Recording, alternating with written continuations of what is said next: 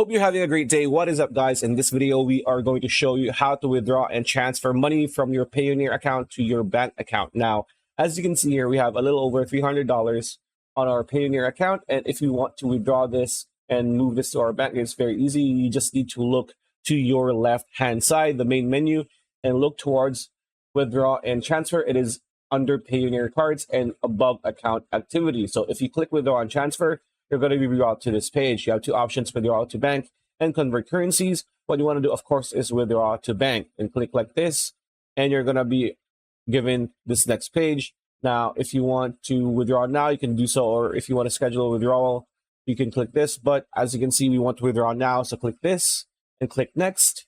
And here, enter withdrawal details. So from USD balance to Union Bank, which is our bank account, and amount to withdraw is, of course, the max account. There you go. And then what you want to do next is, if you want to describe something, whatever, but I don't do that. So click review. And here you're going to be brought to this page, which is to review the details of the information that you put in. So to our bank account at Union Bank of the Philippines, of course. Exchange rate, sure. And amount to deposit, sure. And then just click withdraw. And there you have it. Your funds are on the way. And this is going to be the transaction ID.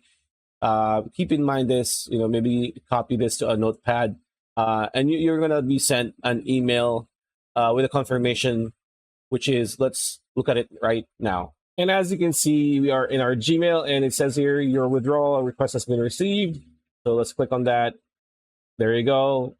Blurred information, but as you can see here, I'm going to get it in a few days. So that's pretty much it. That's the video. Hope you liked it. Like, comment, share, subscribe, ring that bell icon. We'll see you on the next video.